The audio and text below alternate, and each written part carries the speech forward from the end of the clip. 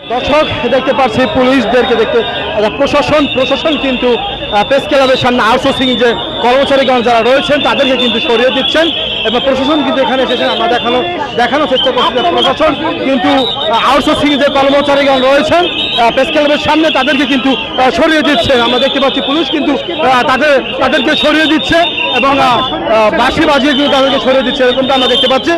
এবং এখানে যারা অবস্থান করেছিলেন আউটসোর্সিং কর্মচারীরা তাদেরকে কিন্তু প্রশাসনের থেকে কিন্তু কড়া নজরে তারা কিন্তু প্রশাসন তাদেরকে বাঁশি বাজিয়ে তাদেরকে সরিয়ে দিচ্ছে, এরকমটা কিন্তু আমরা দেখতে পাচ্ছি।